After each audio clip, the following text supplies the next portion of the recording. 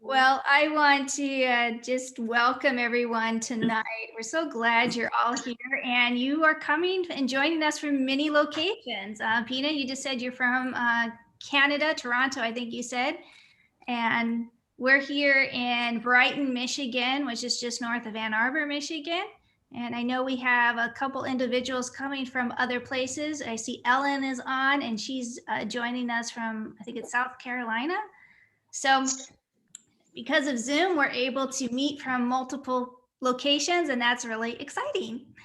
So I just want to first just thank you all for being here tonight. My name is Stacy Shefka, and I am the director or leader, I guess you would say, of the New Beginnings Health Team here in Brighton.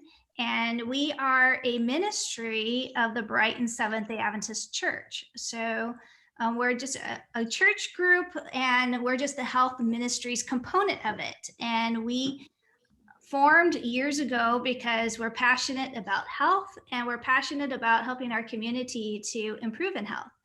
So every month we do a health event.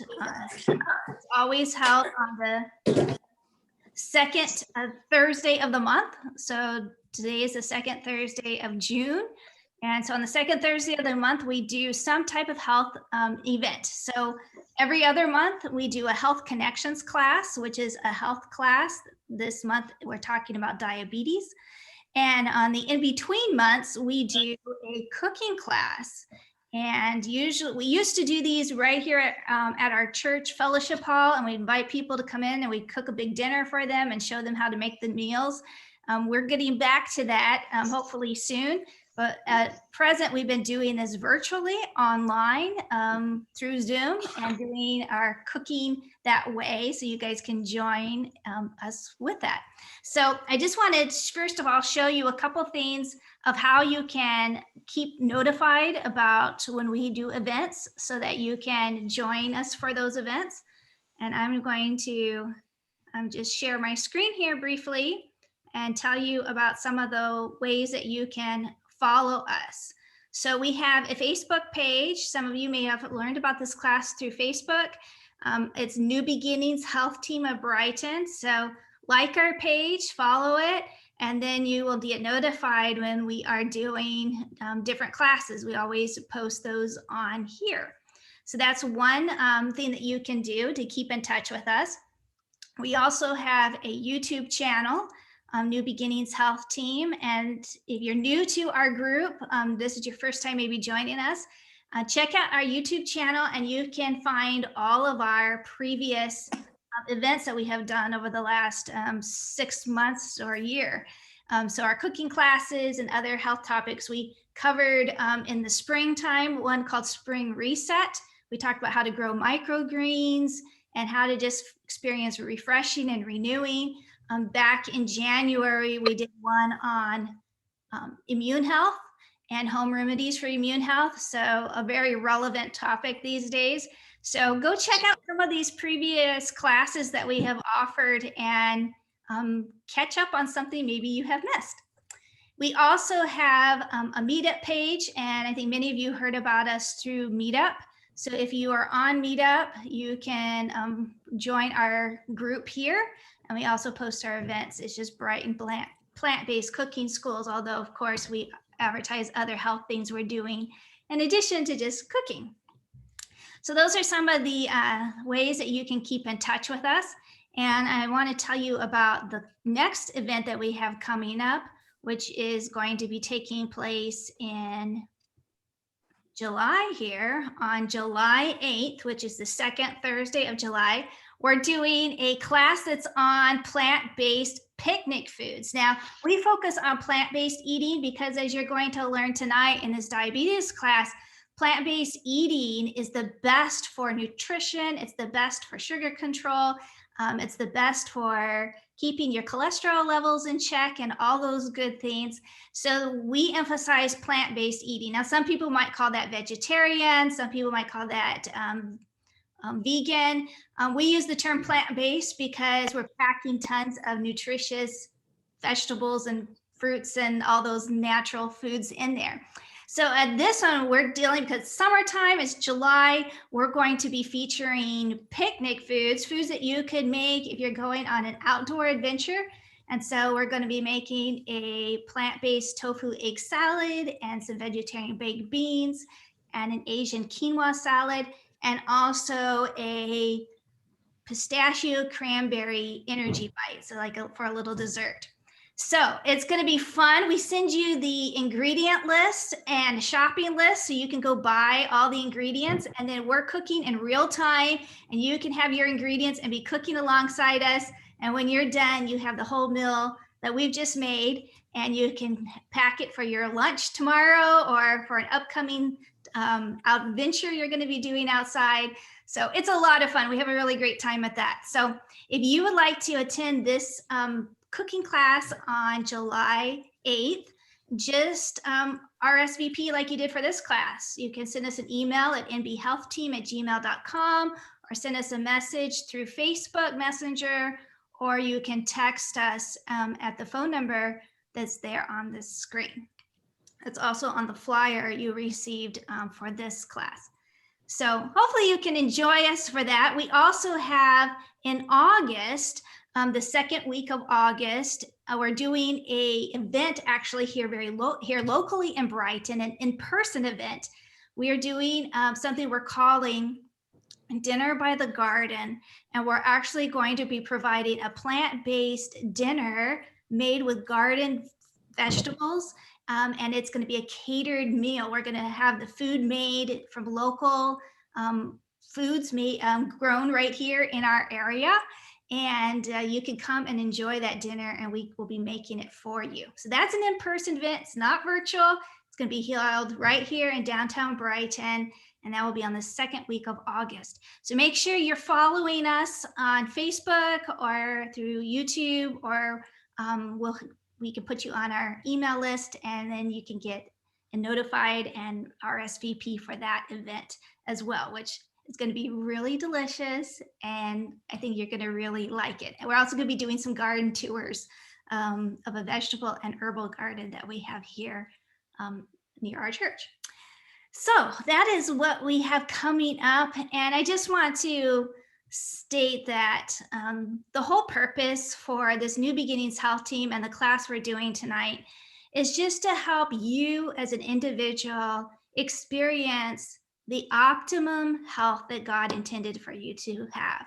We believe that we should focus on holistic health, mind, body, spirit, and that's because God created us to be spiritual, mental, and to have physical well-being. He wants us to experience abundant life. And we want you to experience that and your family. And that's why we do these health classes, because that's what God intends for us to have, is optimum health. So we're very glad you're here. And tonight we are covering the topic, of course, of diabetes and looking at prevention and management through food and lifestyle. And our speaker tonight is Mary Lou McAlpine. She's actually part of our health team here, works with me very closely, along with several other ladies, to put on these events. And she has her own journey with diabetes and has done a lot of study in this area because of her own challenges. And she's going to be sharing that journey with us tonight and giving us hope and encouragement, and a lot of good information that will help you to find success in this area as well. So we're really glad Mary Lou is going to be sharing from her heart tonight, as well as from science and a lot of practical information.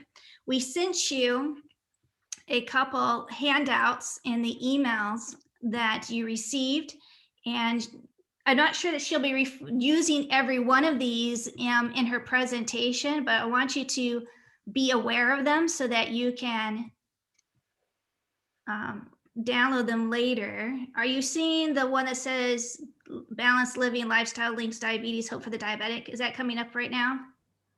Oh, diabetes risk profile. Okay, that's the one. All right.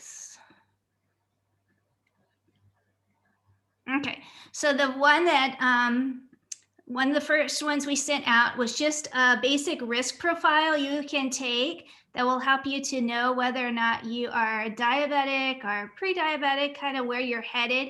And it's just a little bit of a personal assessment. You may have come to this class because you don't think you have diabetes, but this might help you to know kind of where you're at with things and maybe what things you might want to just start considering. So this is a really great little self-assessment.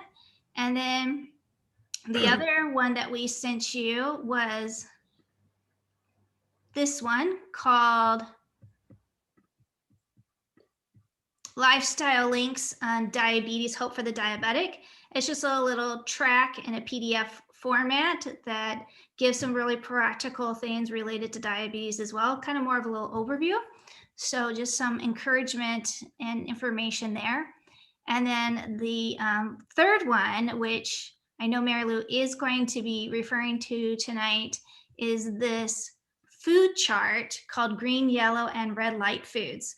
And she'll be discussing what those are and why you want to focus on the green light foods. That's right. Means Green go, for right? go, red for stop. Red means stop. There you go.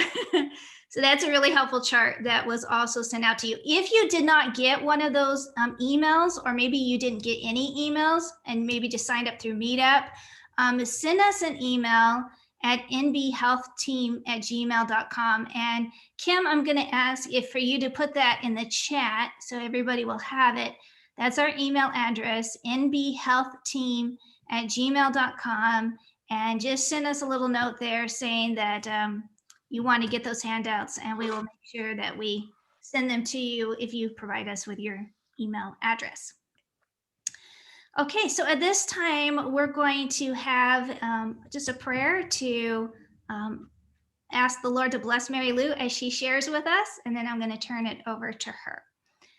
Dear God, I want to thank you for this evening and being able to join with those from many places who have come tonight to learn about diabetes and how they can prevent it or manage it if they already have it, and find success, even reverse it, possibly through some of the things that we learned tonight. Bless Mary Lou as she shares with us, give her clarity of thought, and may we be blessed and be able to put all this into practical use in our lives. And we ask this in Jesus' name, amen. Amen. So Mary Lou, I'm gonna turn it over to you. Okay, well, welcome everyone. I am so glad to see everyone. Well, half of you anyway. But anyway, yeah, my journey of being a diabetic was only in the last seven and a half years ago. I went to a regular health exam, and they said your blood fasting glucose was 125, and 126 is where they diagnose, you have an actual diagnosis of diabetes, type 2 diabetes. And I was just shocked. I was like, wait a minute, my lifestyle doesn't coincide with that, which is what we typically think of a type 2 diabetic.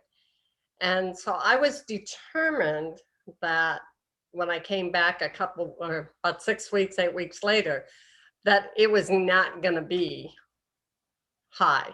It would be low.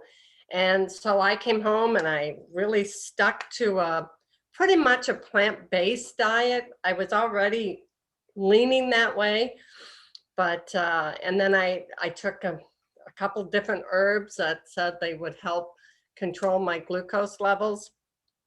So I was feeling pretty darn confident when I went back and had my second fasting blood draw. And this time it came back at 136. So there was no doubt that I had diabetes, but I was pretty darn sure that it wasn't type 2, but I didn't know anything else. And so the doctor was like, well, you know, she wanted to put me on metformin, and I wasn't real excited about that. And so I just said, well, let me just give me another 3 months. I'll tell you, those were the toughest 3 months of my life. They never said anything that I could get finger sticks, get a glucose monitor. They never talked about that to me. And so for, I bet you 2 months, I bought my own monitor and my own sticks to test my blood. And I was doing that like 7 times a day. And that got to be very expensive. Each one of the, every time you prick your finger, it's about 70 to 80 cents.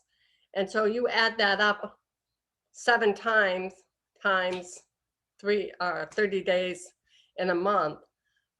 It was costing me a lot of money. And then somebody at church found out I was diabetic, and we were talking, and she was like, oh no, all that should be covered by your insurance. So then I set up another appointment. But in the meantime, I had been studying because I knew I wasn't a type 2. And I found something called LADA, which is latent autoimmune adult onset, no, LAD, latent autoimmune diabetic in adults. And so I dug even further, and there were 2 blood tests that they suggested that would indicate whether you were type 1.5. The LAD was considered a 1.5.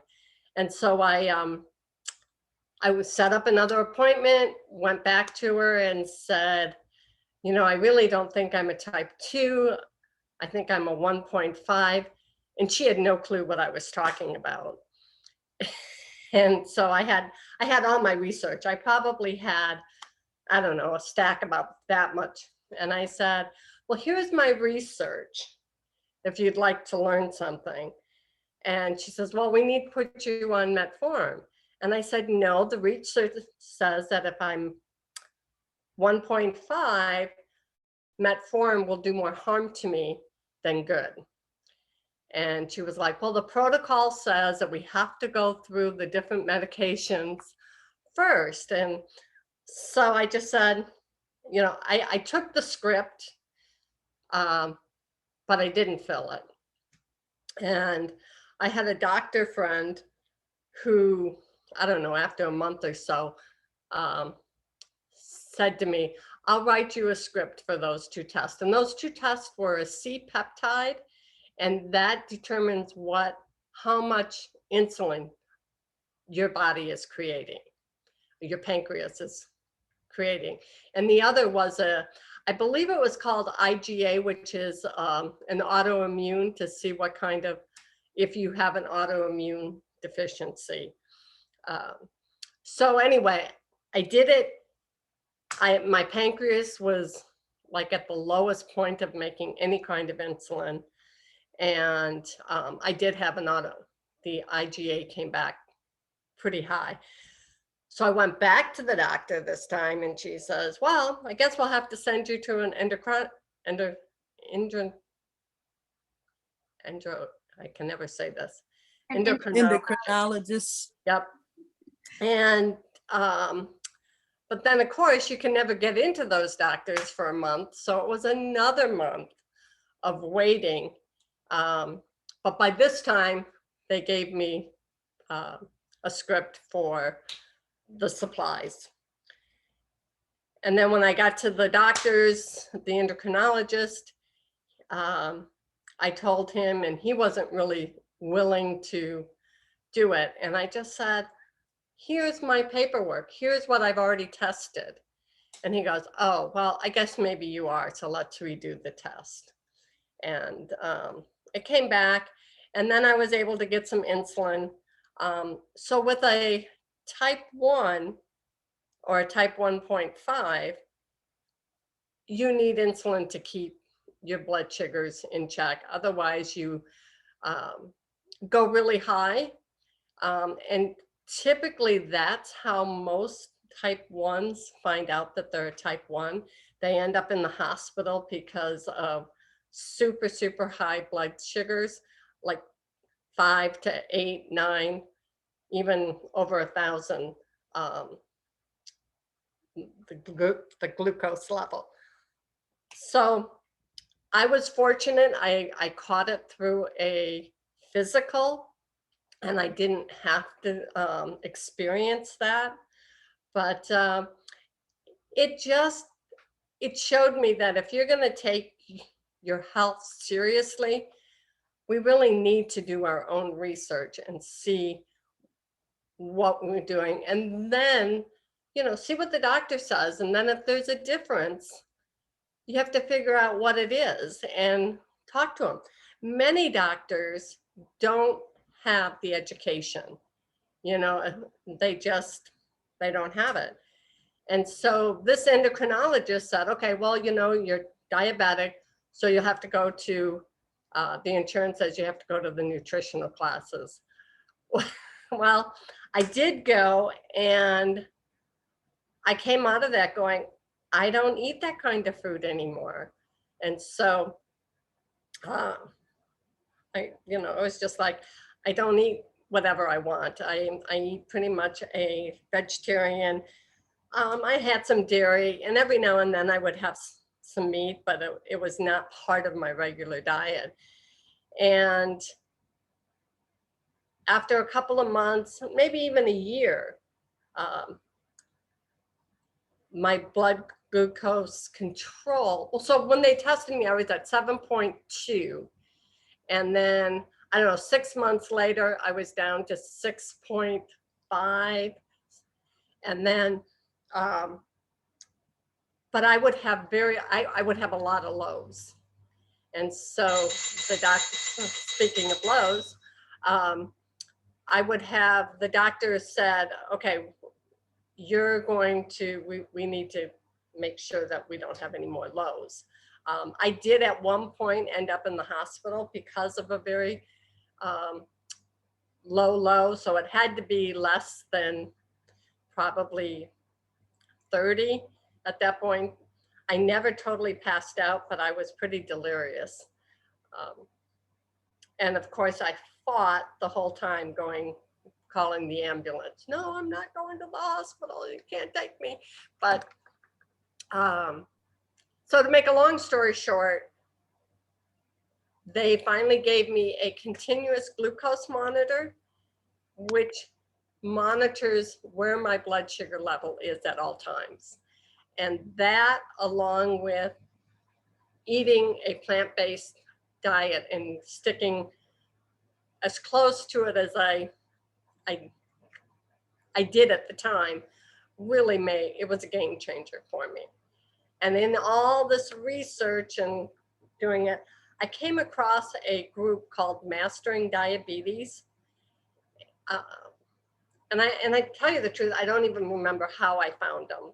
Nobody told me about them, but I found them, and they have helped me understand what is going on in my body throughout all of this. So that's sort of my journey. And one other thing that the doctor surprised me.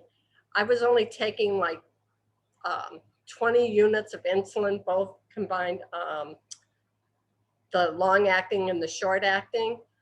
And he just said, well, you're on a honeymoon with that. You're going to end up taking a lot more insulin. And I was like, well, okay, I don't know. But it's been 7 years and I still take less than anywhere from 18 to 25 units a day. And the 25 is when I decide to eat what I know I shouldn't be eating. But so I would like to know from you, what brought you here tonight? Do you have diabetes? And if so, can you just put in the chat, like type 1, type 1.5, pre-diabetic, what's the other? Gestational diabetes. What are you? And let's just see what kind of, we have type 2, we have a pre-diabetic,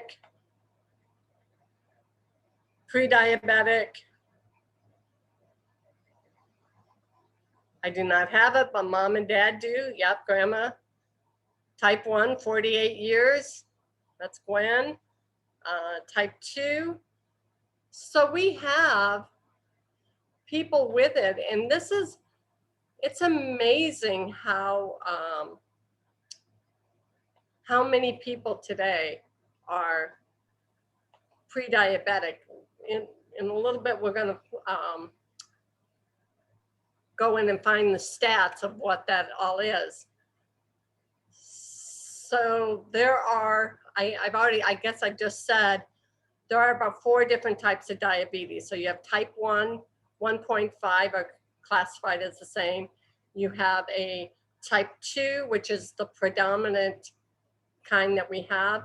And then we have the gestational diabetes, which only happens to women when they're pregnant, and typically later on in life, they will end up with a type 2 diabetes.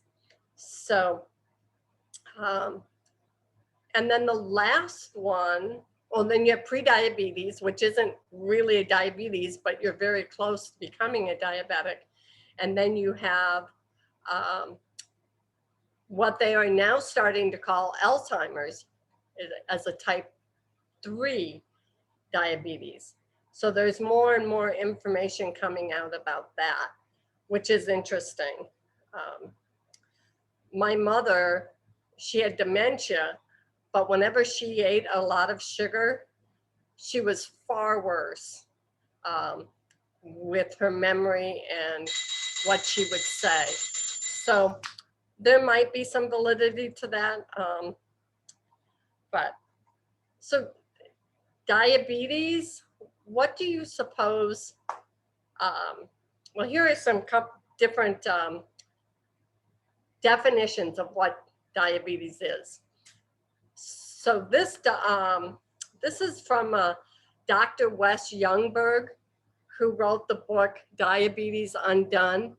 And he defines diabetes as having a blood sugar so high that it leads to serious metabolic complications, primarily heart disease and kidney failure, and that it can also lead to nerve damage and amputation.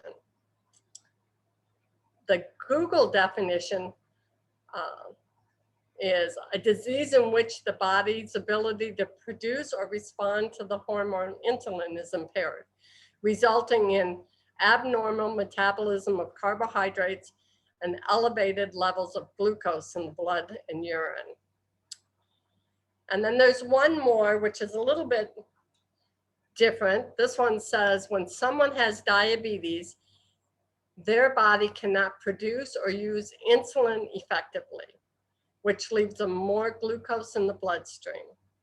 Glucose is an essential part of our everyday function. Our bodies use it for energy, but that requires a hormone called insulin, which is produced by the pancreas. Insulin is like a taxi for blood sugar. It takes glucose from the blood and directs it to our cells, which finish the job by converting it to energy. So, as you know, does this help you in understanding what you may be going through or what you think diabetes is? If you can say yes or no, that would be great in the chat box.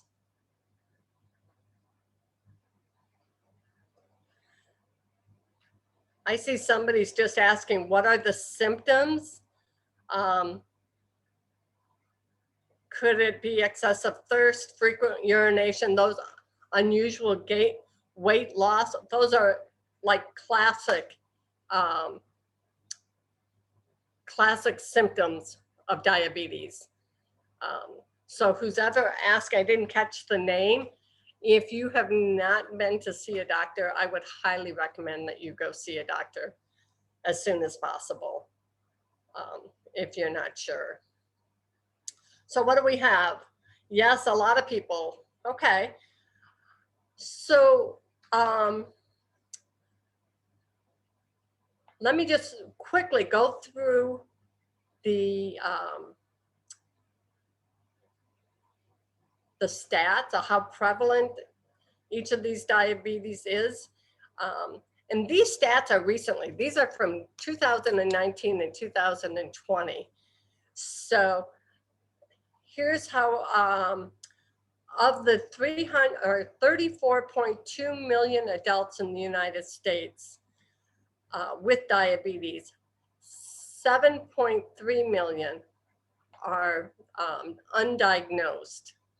And so that means they're pre-diabetic, but they don't know it yet, or they've been told that they are getting to that point and they have just let it go. They're not worried about it. It was just interesting. I was talking to my sister-in-law this morning and telling her about this class, and she said, oh yeah, I think, a year ago or so, my doctor said I was pre-diabetic, but with COVID and last summer I was on the boat a lot, and we were drinking and eating all kinds of stuff that I normally wouldn't do. So she just chalked it up to that and hasn't thought about it since. So we talked a little bit, and we'll see what she does with it.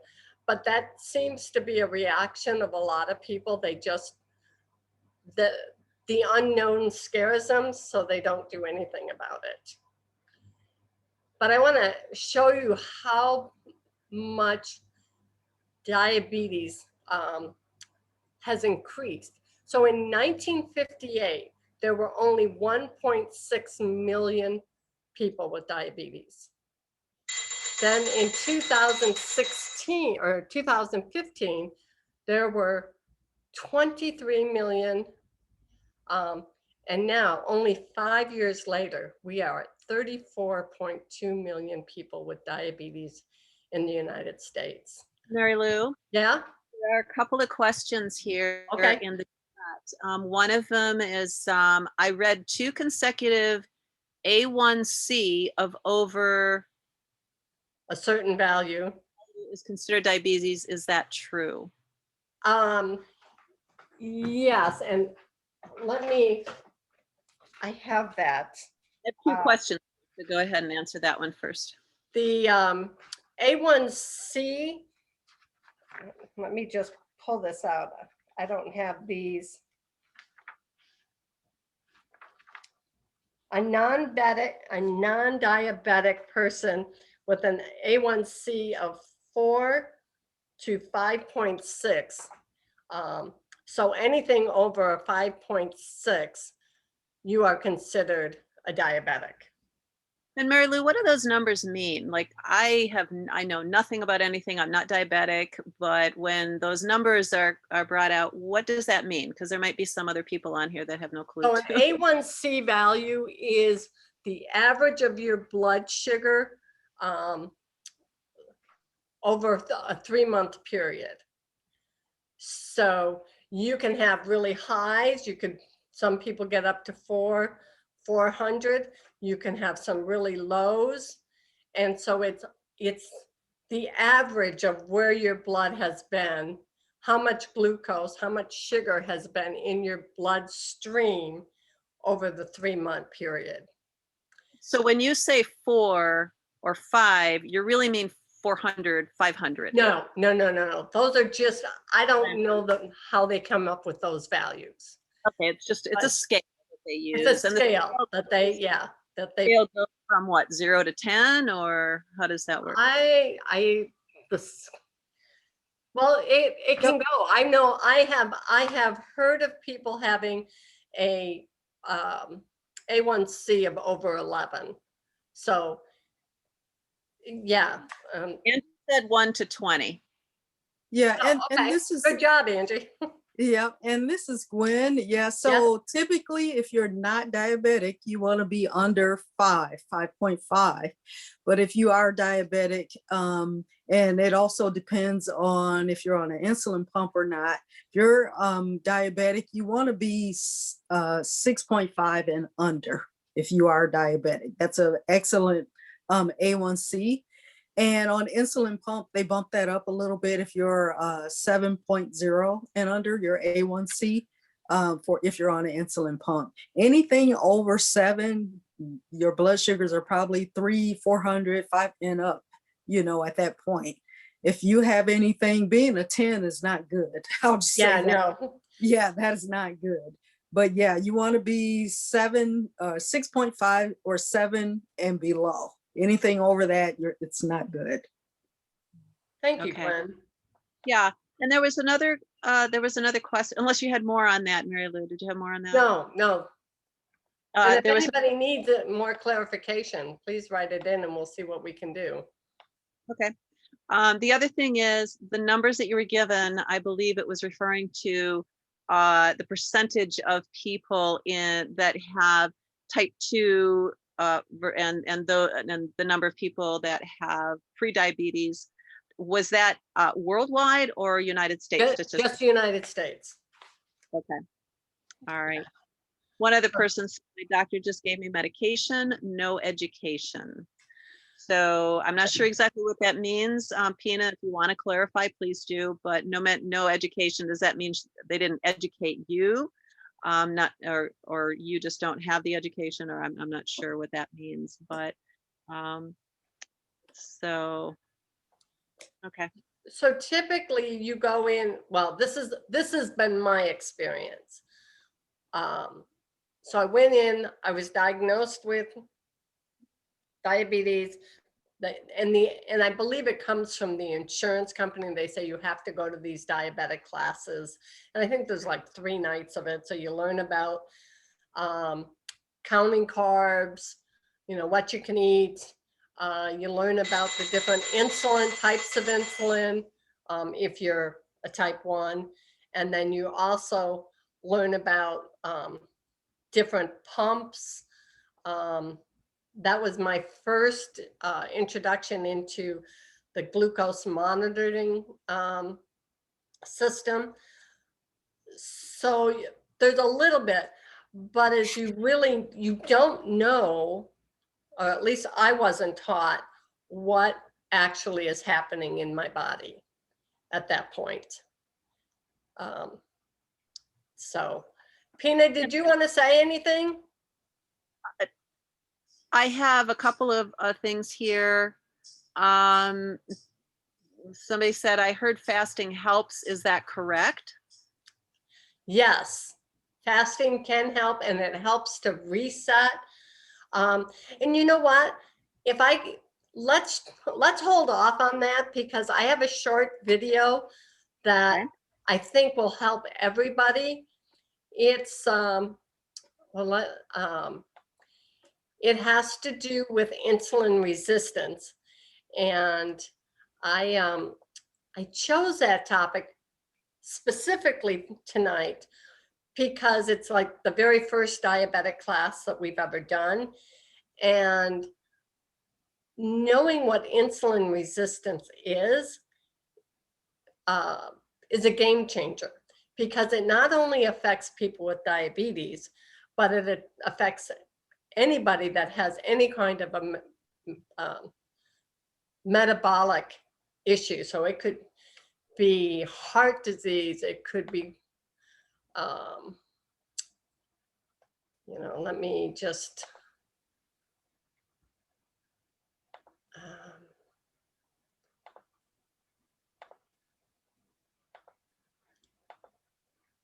so all of your, so cataracts, heart disease, kidney disease,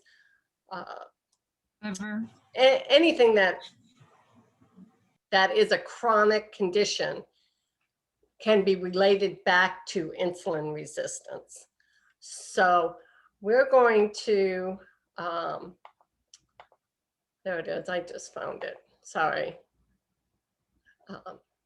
So understanding insulin resistance and reducing the level of insulin resistance, so becoming more sensitive to the insulin that your body is either producing or you're giving yourself through injections, will improve the health of every organ in your body. And it will help to prevent pulmonary disease, stroke, cataracts, coronary art, osteoarthritis, gout, cancer, and diabetes. So pretty much all of that can be related back to insulin resistance. And insulin resistance is caused, this is an important definition. So insulin resistance is caused by the accumulation of excess fat in tissues that are not designed to store large quantities of fat. So I'll repeat it one more time. Insulin resistance is caused by the accumulation of excess fat in tissues that are not designed to store large quantities of fat. And this, this is a video I was telling you about, will give us an easy yet comprehensive explanation of what insulin resistance is and how to reverse it. It's an excellent video clip by Dr. Cyrus Hambada. He is the one that I found with Mastering Diabetes, and his quick bio, in the age of about 22, he developed 3 autoimmune diseases within the same year. And type 1 diabetes was one of those 3, which led him on to get his PhD in nutritional biochemistry. He has written, just last February, a year ago February, he wrote a book, co-authored a book called Mastering Diabetes. And so it's this book right here. And he also has a website, not a website, a Facebook group for members. I'm a member of this group, but he has one for the public too. I highly recommend you just going in there and reading some of the testimonies of people who have started on this program that he has, and they've dropped 6 months. You know, everybody's different, but there have been some phenomenal ones that were like 10, their AC1s were 10, and now they're down to 6, and some of them have even become non-diabetic. They now have the diagnosis of not being a diabetic. So he has given me a lot of information, and this is the information I'd like to share with you tonight. So I'm going to share my screen with you, and we will watch this clip, and then we'll come back together and you can give me your thoughts on it and how it helped you. So let me share. There it is.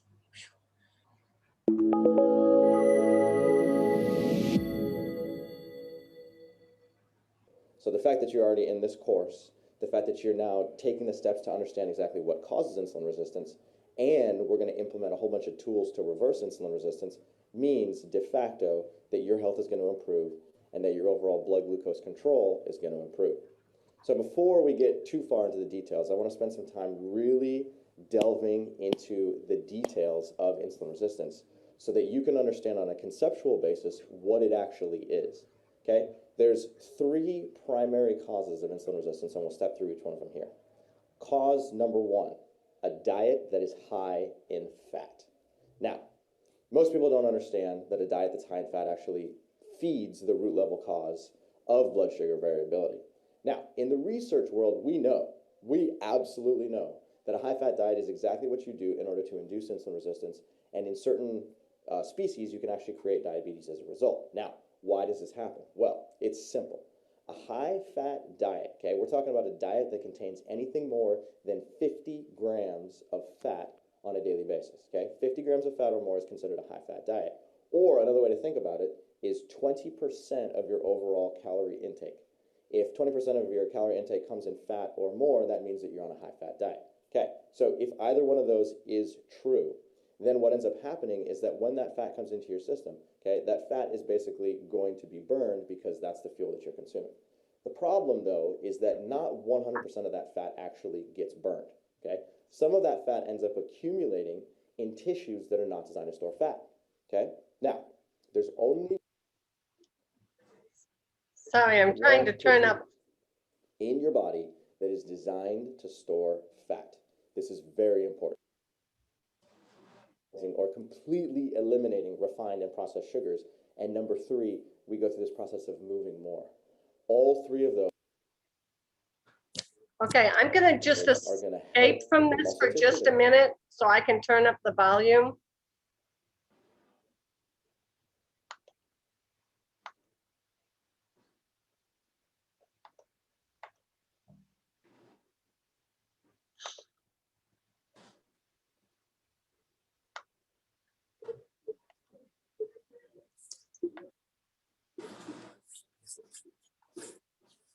I don't know why I can't do this. I'm sorry. I think we can hear it, Mary Lou. I was able to hear it. Okay. Help your liver tissue, they're going to help your blood vessels, they're going to help your brain, they're going to help your liver, they're going to help your kidney, they're going to help your gallbladder, they're going to help all vital organs in your body regain their normal functionality, and then you'll see over time that your level of insulin resistance goes down and your carbohydrate tolerance or your glucose tolerance goes up, okay? So chew on that for now. I know that's a lot of information, but every time you put a piece of food into your mouth and every time you start to think about what you're going to do in order to remain active. Guys, I'm so sorry. We just skipped tissue perspective. Hold on. Because as soon as insulin becomes available and glucose becomes available in the bloodstream, the muscle tissue gets blind to it. So if that glucose and insulin has no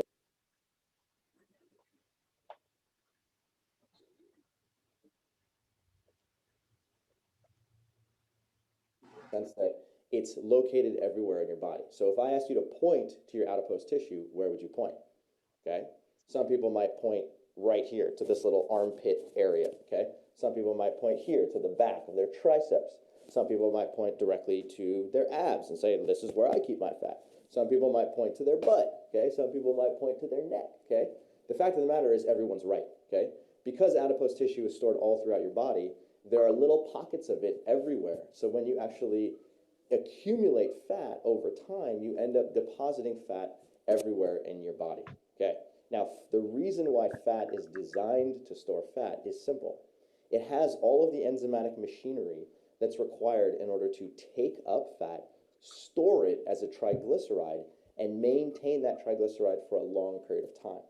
When the time comes for that triglyceride to be burned, the adipose tissue lets go of that fat, it exports it into the bloodstream, and then it sends it to another tissue, most likely the muscle tissue or the liver tissue, and in the muscle or liver is actually where it gets burned. So you can think of the adipose tissue or the fat tissue as being a Costco warehouse or a Walmart warehouse that's specifically designed to just hold on to fat for the long term, okay? Now, if that's where fat is designed to be stored and designed to be maintained for the long term, okay, then that's where we want to keep it. The problem is that when you're on a high-fat diet, the fat gets stored in adipose tissue for sure, but fat also gets stored in other tissues that are not designed to store fat, okay? It gets stored in your muscle tissue. It gets stored in your heart. It gets stored in your blood vessels. It gets stored in your gallbladder. It gets stored in your kidney, okay? It gets stored in your liver, okay? The problem is that you can't control exactly where that fat gets stored, but I can guarantee you one thing, it will get stored everywhere. And when tissues that are not designed to store fat start to accumulate fat, that's when insulin resistance starts to set in, and that's when the tissue starts to degrade in its overall functionality, okay? So insulin resistance is defined as follows. Look at this right here. Insulin resistance is the storage of fat in tissues that are not designed to store fat. I will repeat that. Insulin resistance is the storage of fat in tissues that are not designed to store fat. And that is very important to understand. Okay. Now, if we think specifically about the muscle tissue, okay, the muscle tissue is dense with mitochondria. Mitochondria are these energy factories that are responsible for burning all types of fuels, fatty acids, glucose, and amino acids. Now, when the muscle tissue starts to accumulate fat over time, a lipid droplet starts to accumulate. So that lipid droplet starts to get larger and larger and larger over time. And the first effect of a larger lipid droplet in the muscle tissue is actually to shut off insulin signaling. So what that means is that the insulin receptor, which is sitting on the surface of the cell that normally responds to insulin and says, hey, insulin, I see you, okay? As soon as that fat lipid droplet starts to get larger and larger, it tells the insulin receptor to stop doing its job, which is a problem because as soon as insulin becomes available and glucose becomes available in the bloodstream, the muscle tissue gets blind to it. So if that glucose and insulin has nowhere to go, then it stays in the bloodstream, leading to high insulin levels and high blood glucose levels. So over time, if you accumulate lipid in your muscle tissue, your blood sugar levels start to rise and you have a difficult time understanding exactly why. That's the first effect. The second effect is that when that lipid droplet starts to accumulate in size, the mitochondria specifically get damaged. Okay, now mitochondria, again, are responsible for burning all types of fuels. But when that lipid droplet starts to get large, mitochondria start to produce these chemicals called free radicals. And free radicals cause all types of problem within the muscle tissue, leading to a cellular form of inflammation. It's a low-grade cellular form of inflammation within the muscle tissue that then can spread to other tissues. The muscle then starts to get inflamed as an overall tissue. It starts to send out molecules into the bloodstream known as myokines. Myokines then start to signal to other tissues, hey, I'm in a state of distress. Please come help me, okay? So what we can do in order to improve mitochondrial function is two things. Number one, reduce our overall intake of fat. And number two, exercise more, which I'll talk about in a couple of minutes. Okay, so again, insulin resistance is the storage of fat in tissues that are not designed to store fat. We want to make sure we minimize that in muscle tissue, in blood vessels, specifically in your heart tissue, in your liver tissue, in your gallbladder, in your pancreas, in your kidneys, okay? These are all vital organs, and when they start to accumulate fat, bad things can happen. The second cause of insulin resistance are refined sweeteners, okay? Refined sweeteners include any version of sugar, whether it's sugar, table sugar, molasses, sorbitol, mannitol, dextrose, xylose, high fructose corn syrup, agave nectar, any of these sweeteners that you see on the market that are specifically designed for this guy, okay? They're designed to make your tongue respond to them in a positive manner that then signals to your brain to start to secrete serotonin, okay? Serotonin is this like happiness neurotransmitter. And when you eat sugar, serotonin goes crazy, you start to feel really good, okay? It's more addictive than certain narcotics, including cocaine. And there's plenty of research to show that sugar can actually cause a very addictive form of behavior that's very similar to the behavior of drug addicts, okay? So how is this important for insulin resistance? Well, when you consume artificial sweeteners on a frequent basis, those artificial sweeteners go directly to your liver. Your liver starts to derange in its metabolism, okay? Your liver's job is to basically soak up excess glucose and soak up excess fructose, and then as a result of that, it starts to undergo this process called de novo lipogenesis, or fat synthesis. It's a simple way of thinking of that. So the sugar gets converted into a fatty acid, okay? That fatty acid either gets stored in the liver tissue or it gets exported and sent to another tissue, okay? This glucose to fatty acid transition or glucose to fatty acid storage mechanism is exactly what we want to prevent against, because that's what leads to high triglycerides in the bloodstream, and it leads to high triglyceride storage or high fatty acid accumulation in other tissues, okay? As a result of that, the liver starts to become more and more insulin resistant, and the same situation that happened in the muscle tissue where it got blind to insulin is now happening in the liver. So you can have muscular inflammation and you can also have liver inflammation. Both of those are the basis of insulin resistance. Now, the third cause of insulin resistance is an insufficient amount of exercise. So we talked earlier about the muscle tissue and how the muscle tissue is made of mitochondria. When mitochondria are actively used through movement, right? by doing push-ups or by going on a run or by, you know, jumping over a stream or just being active.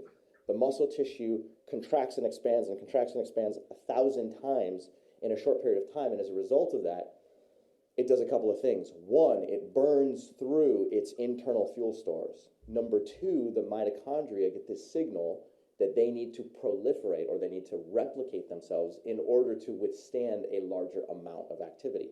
So over time, mitochondria replicate and go from having 10 in one cell to 12 to 15 to 25 to 30 to 100. And when you increase mitochondrial density within the muscle tissue, that's when the muscle starts to become really hungry. So as you increase that mitochondrial density, then a number of things start to happen. One, the amount of free radicals that are produced actually goes down. And that's a good thing because that low-grade systemic inflammation comes down. Number two, the muscle tissue starts to get hungry for fuel because fuel needs to get channeled over to these mitochondria. So the storage form of glucose or glycogen that's within the muscle tissue starts to expand, which means that the more and more active you are, the more accepting of glucose your muscle tissue becomes. That's a good thing for you because the more glucose that it can take in, the less it leaves in the bloodstream. Okay, so simply by moving, you increase mitochondrial density, you decrease cellular inflammation through decreased free radicals, and you increase the size of that glycogen granule. The fourth thing that happens is that fatty acid lipid deposit that can cause problems if it gets too large, that starts to shrink as well because the muscle tissue is using that as a fuel source.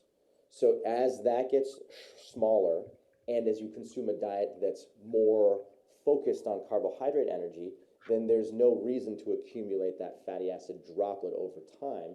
And as a result, glycogen gets big, fatty acids get small. That's all very good. So we go through this process of eating a low-fat diet. We go through this process of minimizing or completely eliminating refined and processed sugars. And number three, we go through this process of moving more. All three of those are going to help your muscle tissue. They're going to help your liver tissue. They're going to help your blood vessels. They're going to help your brain. They're going to help your liver. They're going to help your kidney. They're going to help your gallbladder. They're going to help all vital organs in your body regain their normal functionality. And you'll see over time that your level of insulin resistance goes down and your carbohydrate tolerance or your glucose tolerance goes up. Okay? So chew on that for now. I know that's a lot of information, but every time you put a piece of food into your mouth and every time you start to think about what you're going to do in order to remain active, think about it from a multiple tissue perspective. What's my liver doing right now? What is my muscle tissue doing right now? What are my blood vessels doing right now? How is my activity level or how is my diet going to affect their functionality? And once you start to really understand the dynamics between lipid storage versus glucose storage, then and only then will your ability to control insulin resistance and completely eliminate it altogether, only then will that start to occur. You got any questions? You let me know. Stew for a while, and we'll see you on the flip side. All right. Yep. All right. Sorry. Back here. Okay. So what are your thoughts? Anybody want to share what they were thinking while they were watching that? They can unmute to talk, right?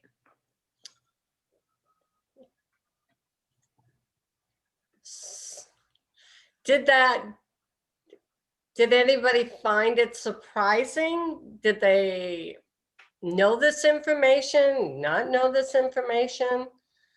Was it helpful? Did it help you at all? So Mary Lou, just maybe in a couple sentences, explain or kind of summarize, what does insulin resistance have to do with diabetes? What's the connection between the two?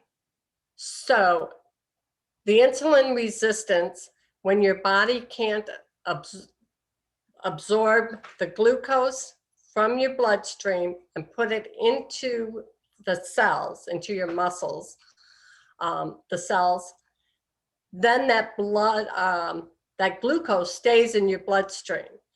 And high amounts of glucose in the bloodstream is what causes all of those metabolic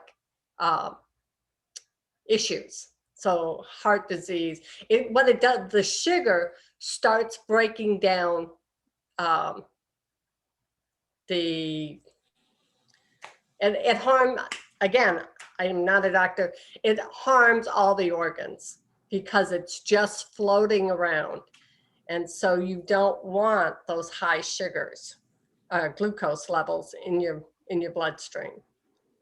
Gotcha. So by becoming more insulin sensitive,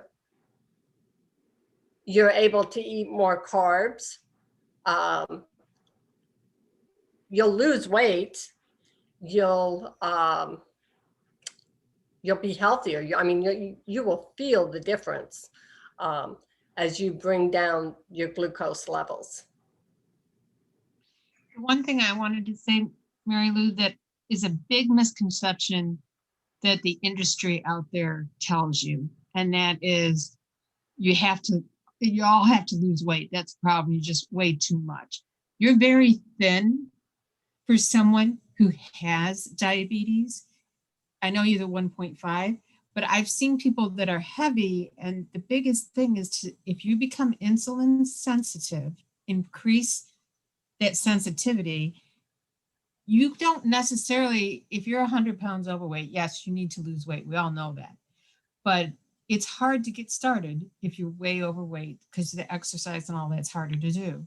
But you can change your not eating in the fat, and you can just do little movements that will start to build up that resistance, that sensitivity to allow it to happen. So I don't want people to think that I'm too heavy to even do anything about it. Right. You know, just sitting in your chair and raising your hands over your head, moving your legs up and down. I mean, if you're at that point, any movement will help because your body's not used to it. So it's going to burn fuel and eventually get that blood sugars into the cells. So you're right. You know, if you can walk to the end of your driveway, and that's as far as you can go, or just halfway, you do that for however long it takes, and then before you know it, you'll be able to get to the end of the driveway. And then you pick another spot. So every little tiny movement helps, regardless of where you're starting from.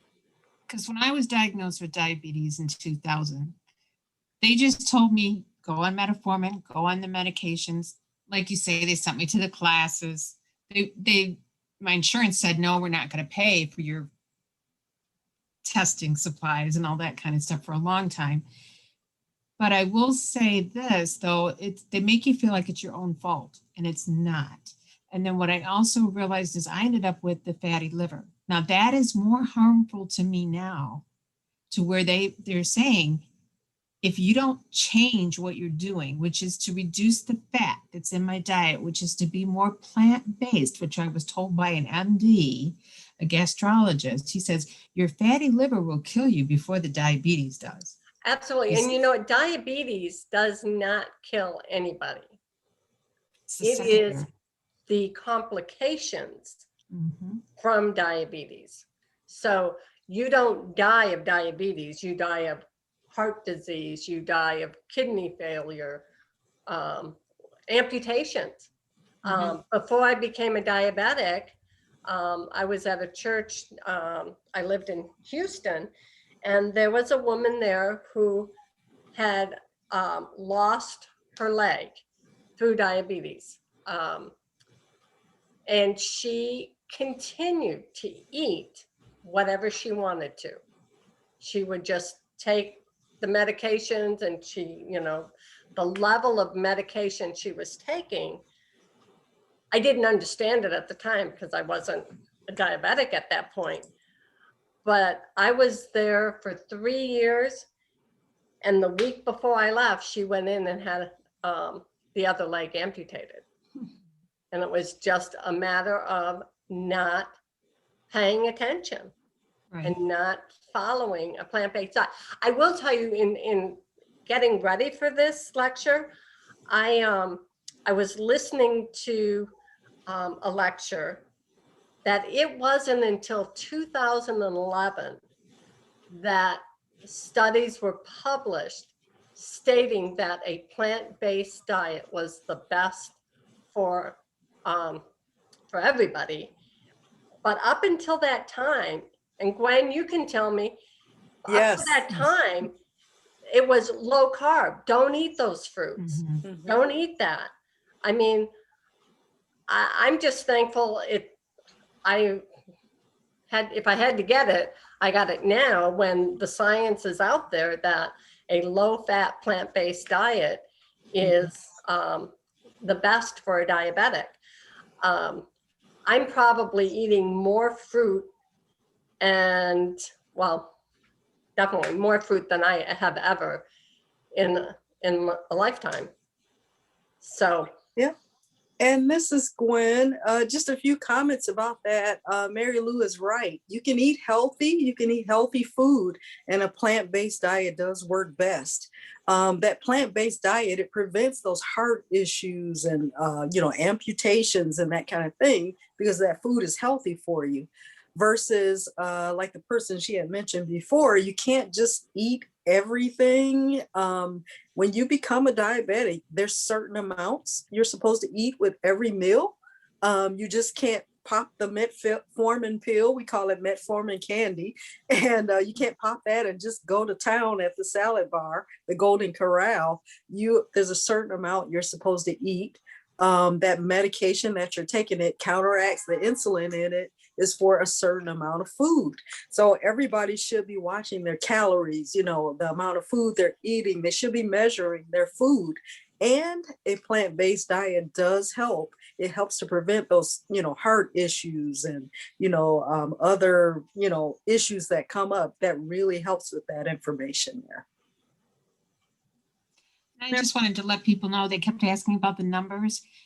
They put me in the hospital when I was at 16.8. That's when they hospitalized me, because they said they had to give me an IV medication to get it down. that was, like you was said, your A1C you're talking about? That was my A1C. No, my Wow. A1C, when I came in at 16 point, about 16.8 or 16.9, they said you have to go to the hospital because I needed to be monitored on what I was eating. They wanted to make sure I was getting enough liquids or hydration, because you wasn't maybe drinking enough water. It was like a whole combination. So I didn't even really feel bad. It's just the numbers came back that way. Yeah. And my body had gotten so used to being above 400, it didn't think anything. But you can't bring, if you're at a 400 on a regular stick prick, they recommend that you go to an urgent care or an ER and have them try to bring your sugars down, because you can do some serious damage at that level. Yeah, blood sugars being that high, that causes kidney damage. That's one of the first thing. Peripheral damage in your eyes. Typically people with their blood sugars that high, they have blurry vision. And they usually have kidney problems, or it's painful when they urinate. And that's common if your blood sugar is that high.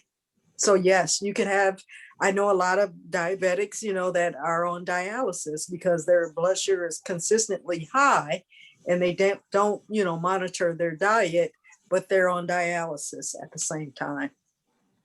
Mary Lou, Yeah. there's, you were talking about fats, and we're talking about a whole food, plant-based diet, low fat. Now, were you planning on talking about lifestyle things like that, fats, and the difference between it's not just any fat that you have a low fat plant-based diet. Right. Like we're talking about, do we eat all the bunch of refined foods and how that acts like sugar in the body? So were you going to talk about the fats and things, the good fats? Well, I will mention them, and as we move forward, if people are interested in learning more, there's the width and the depth of diabetes is so great. You can't cover everything at one time. It's just way too much. But I'm going to pull up this green, yellow, and red light food, and we can talk about that. And there were a couple questions I was just reading through. Somebody said something about walking after a meal. Absolutely. If you walk, I believe it was like for every minute or every whatever, after, you could conceivably drop your blood glucose level at the 2-hour mark after a meal by 3 points. So if you walk for 30 minutes, you could drop your blood sugar by what, 90 points after the 2-hour post meal time.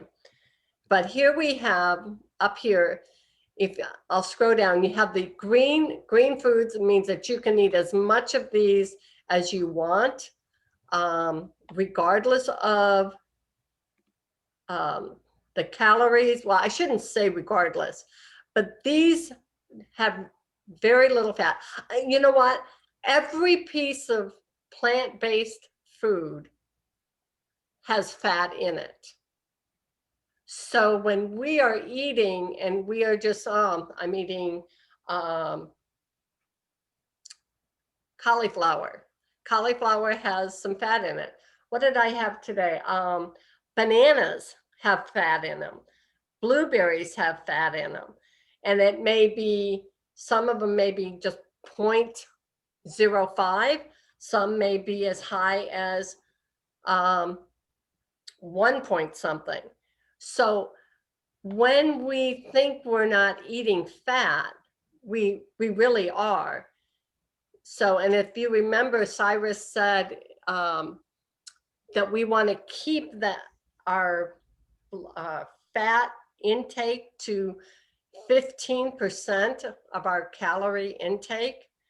So that's not a lot of fat when you think of that today's diet, people are getting anywhere from 30 to 40% of their calories are coming from fat.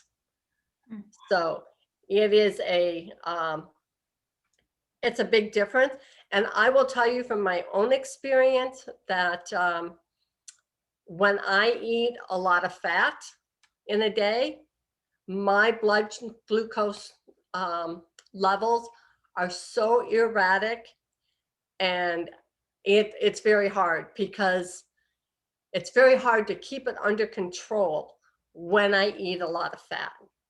And at the moment, it may not do anything, but 3 to 6 hours later, I'll be up to 200. And I'm like, I haven't eaten anything in 6 hours. Well, guess what? You had a lot of fat. You had hummus, you had, you know, you had some pasta with some sauce on it, you know, a cream sauce on it. And even though you don't think it's much, just a bite or two can really mess up the glucose levels. So, so you have the green foods. I eat, you know, just for today, breakfast, I had sprouted oatmeal, a whole banana, 2 cups of, what I have, blackberries and strawberries, with a half a cup of shredded sweet potato. And that lasted me pretty much all day. And I didn't have to take that much insulin. Now, 7 years ago, I'm sure I would have had to take a whole lot more if I had been paying attention then. But here you have the yellow, which are, you can have these, but sparingly. So you have the conventional pastas. when you're having pasta, you want to make sure that you're having a whole wheat or a garbanzo or some of the different types of pasta that we have out there that you can find in the grocery stores now. Even your good fatty plants, the avocados, the coconut, olive oils, they too will wreak havoc if you have too much. If you go beyond that 15 to 20% of your daily caloric intake. And nuts, I used to eat a lot of nuts. Now if I eat nuts, it's like 3 or 4 at a time, where, you know, peanuts, I could eat peanuts. I could eat a quarter of a can of peanuts in one sitting. And I will tell you, there are days when I'm just craving that and I do it. Or I go get a scoop of peanut butter, because I was a peanut butter girl. But seeds have lots of fat in them too. So you can have them, but not often, or not in great quantities. And then of course you have the red light foods, and it's everything that we grew up with and we love, and they give us maybe a lot of comfort. And we just have to, over time, you will lose that taste for those items. And in our cooking classes and what we've done with New Beginnings Health Team, we have done this over the years when we're teaching a plant-based diet, is that we don't deny, we just replace some of those things with better choices. And so our choices will eventually, they say a new habit takes 21 days. So if you are consistent and choosing plant-based, low fat, you will eventually, your taste buds will change. All of that will change. It doesn't happen overnight. And you know, there's I want to share this with you. We have a great acronym that will help achieve insulin sensitivity. So it decreases insulin resistance and it gives you more sensitivity to the insulin in your body. And these simple biblical health principles will improve your overall health. So the acronym is New Start. And so those letters, N is for nutrition, which is the low-fat, plant-based, green light foods that we're talking about here. E is for exercise, just moving. If you're not used to moving, just moving your limbs to start out with. Standing up and sitting down in your chair, if you don't have a problem doing that. You're getting a good quad workout. So movement, any kind of movement above what you're used to, and then just keep increasing it on a weekly basis. W is for water. We should be drinking half our weight in ounces on average. I can't imagine somebody who was 200-300 pounds drinking that much water, but and I honestly don't know if that would be okay. But typically, half your weight in ounces is how much water we want to drink. And that water is water as opposed to a lot of juices. Juices wreak havoc on our sugar levels as well as sodas. Now, interesting fact too, when bottled water, do you remember when bottled water became very popular? The sales of soda pop went crashing down. So I thought that was interesting. So good for us that we did that. S for sunshine. Get outside, move, get just enjoy the sun. And praise the Lord that you are able to go outside and able to enjoy his nature. T is for temperance in all areas. So not only in our eating, but in our work, in our exercising, playing, anything that we do, we need to do in moderation. Air, we all need to deep breathe, get that fresh air into our lungs, get outside, get fresh air, and breathe really deep. Rest, our bodies were designed to get 7-8 hours of sleep a night.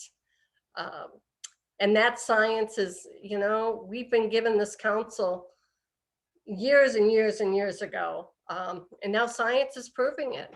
I just read an article this morning that people that are depressed, if they're not getting enough sleep, that makes the depression even worse. So if you can get the 7-8 hours, and some people might need more than that. I know I, for one, lived on 5-6 hours of sleep for many years, and now I get my 7-8 hours of sleep. They may not be consistent hours because I'm up, but I still get them. And then T is trust. Trust in the Lord. The Lord is my strength and my shield. In him my heart trusts, and I am helped. My heart exalts, and my song I give thanks to him. So when we follow these 8 principles, we will have help. And if we are getting sick or something seems to be amiss, if we go back and look over these, and I see that Stacy wrote it in the chat here, you will be able to see, oh, you know what? I haven't been exercising, or you know what? I haven't had water, and I haven't had as much water as I should have. Water also, your brain is, I think 70% of water. And so when we don't drink enough water, it affects our brain function. So I see we are at 8:29. Kim, were there any other questions that really seemed to pop out that I should just quickly address?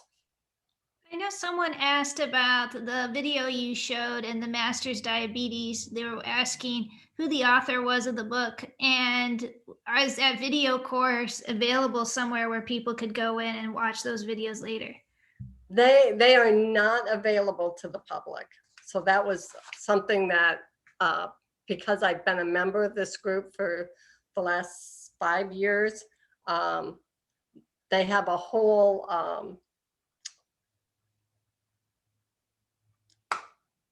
a plan.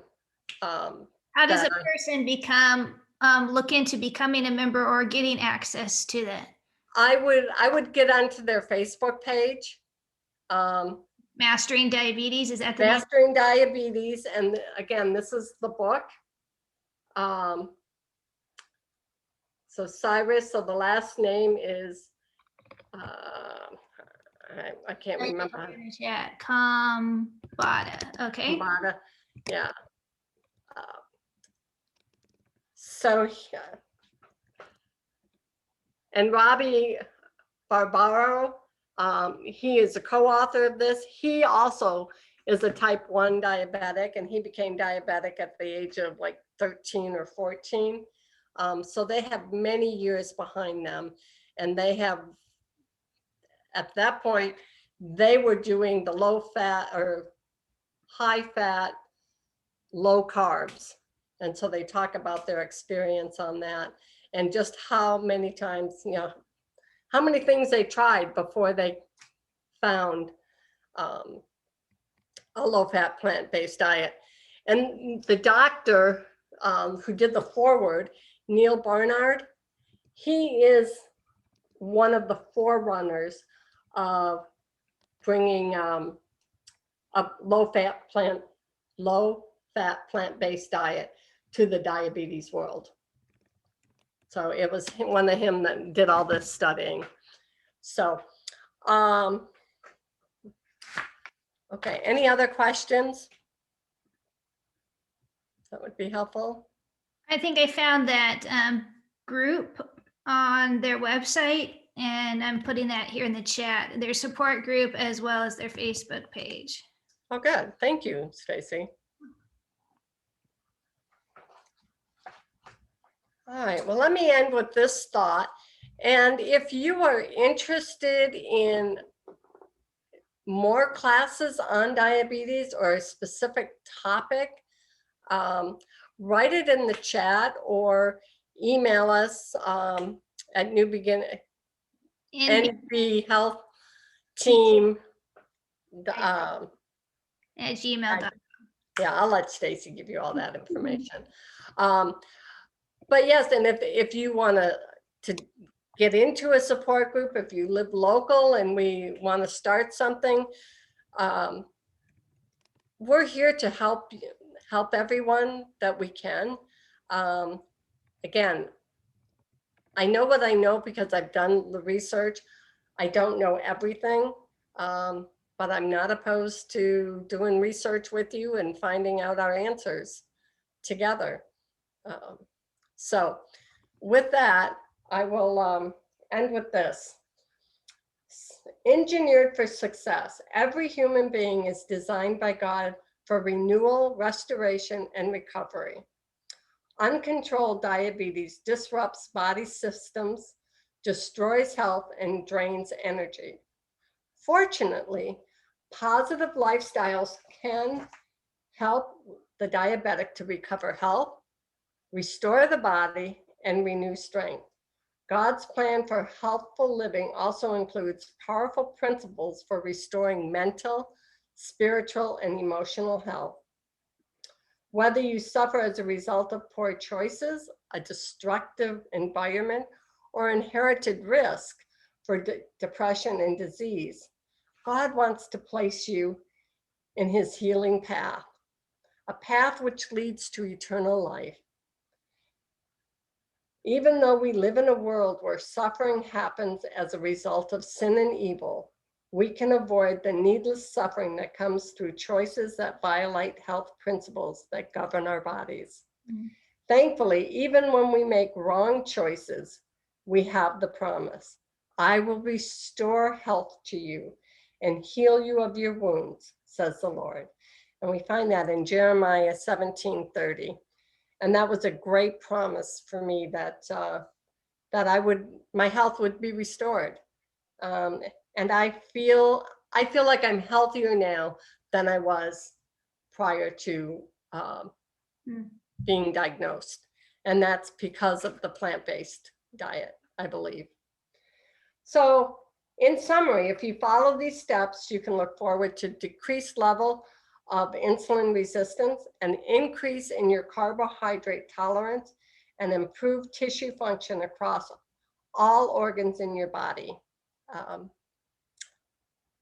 And you know, the best thing for me is being able to eat all the fruit and vegetables. People that are on that high fat, low carbs, and they just don't feel like that they can have any of those wonderful foods, especially this time of year. I feel sorry for them. So anyway, let's close in prayer. Dear Heavenly Father, I thank you that you have given us at the health message, that you have shown us that you created us to have health. You created us and told us, Lord, that a plant-based diet was best for us and for our bodies that you designed. So Lord, we thank you for that. We thank you for learning more about diabetes. And Lord, if we desire to meet up again and continue our education in this, we leave that in your hands. I ask that you bless each and every person that was here tonight, and that they leave here with a renewed sense of they can do this. They can start changing their lifestyle so that they can have better health to enjoy life. In Jesus' name, we pray. Amen. Amen. Thank you so much, Mary Lou, for sharing. It was so practical, and I hope you all gained a lot from that. And because she's talked about plant-based so much, I want to just remind you again that we every other month do a plant-based cooking class. So if you're like, I don't know really how to eat plant-based, or I'd like to get some recipes on how to do that, start coming to these. We do them every other month. So in July is our next one, and it's all going to be on foods that you could take on a picnic or on a summer adventure, or maybe something you just want to pack in your lunch to take to work. So come and join us on July 8th. Just email us at NB Health Team and say, I want to attend, or you can right now in the chat say, please register me for the cooking class. Just type that in the chat. We'll take note of that, and we'll go ahead and send you the recipes and the Zoom information for that class. And you can learn how to start eating plant-based and enjoy all the wonderful things that God has created for us to eat that are going to help us with good nutrition, low fat, and help with your diabetes and maybe many other things. So join us for our next time we're together in July. Yeah, and I think any one of us would be willing to encourage you as well. So, email us, let us know, and one of us can get in touch with you as well. And we could just even talk one-on-one if you like. Yes, absolutely. We're here to absolutely. support you. As Mary Lou said, we're here. We are local if you need something local, but we're also can meet with you by Zoom individually or by phone, whatever you're needing assistance. Just let us know. Send us a text, send us an email saying I have these questions, or I need help in this area, and we will get you the help you need and be a support and friend to you. So thank you so much for joining us tonight. We hope you had a wonderful time. We enjoyed spending this evening with you, and we're looking forward to seeing all of you hopefully next month in July. Invite a friend and have them come and join us. And we will post a link to this video on our YouTube channel by this weekend. So if you want to go back and rewatch this or share it with a friend, you can go to our YouTube channel and find it there and share it with someone. So thank you all, and God bless you each. Thank you. Have a good night.